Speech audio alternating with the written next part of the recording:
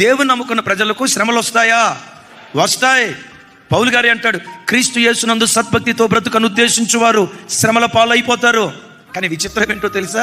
ఎన్ని శ్రమలు నీ బ్రతుకులో ఎదురైనా, శ్రమలు కాల్చి నిన్ను బూడిద చేయలేవు. ఎదురయ్యే ప్రతి శ్రమ మహిమ కొరకే దేవుడు అనుమతిస్తాడు. గట్టిగా చెప్దాం ఆమేన్. శ్రమలు వస్తాయి, ఆపదలు వస్తాయి, అపాయాలు వస్తాయి.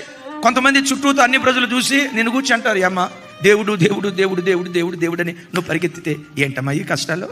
వాళ్ళకి రానట్టు, రోగాలే వాళ్ళకి రానట్టు, సమస్యలే వాళ్ళకి రానట్లు, మనమే సమస్యలు అనుభవిస్తున్నట్లు. ఏమయ్యా దేవుడు దేవుడు అని దేవుని దగ్గరికి పరిగెత్తావు, ఏంటయ్యా ఈ కష్టం? కొంతమంది ఎగతాళిగా మాట్లాడతారు.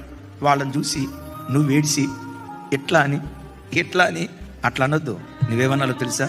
నేను నమ్మిన వానిని నేను ఎరుగుదును, ఆయన నన్ను సిగ్గుపరచని దేవుడు.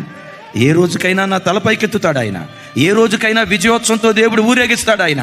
ఈరోజు ఎగతాళి చేసిన నోరులే, విమర్శించిన నోరులే రేపు ప్రశంసించేటట్లుగా దేవుడు చేస్తాడు. వాడి బ్రతుకు చూడు ఏమైపోయిందో, వీడి బ్రతుకు చూడు ఏమైపోయిందోనని ఎవడు గుచ్చి నా కుటుంబాన్ని గురించి మాట్లాడాడో, నా పిల్లల గురించి మాట్లాడాడో, నా ఆర్థిక విషయాల గురించి ఎవడు గుచ్చి వేలు చూపించి మాట్లాడాడో, వాడే నా ఆశీర్వాదాన్ని చూసి షహబాషురా నువ్వు నమ్మిన దేవుడు నిన్ను విడిచిపెట్టలేదని వారు మాట్లాడేటట్లుగా నా దేవుడు కార్యం చేస్తాడని గుండెల నిండా ఈ విశ్వాసాన్ని పెట్టుకొని నువ్వు బ్రతుకుదువుగాక.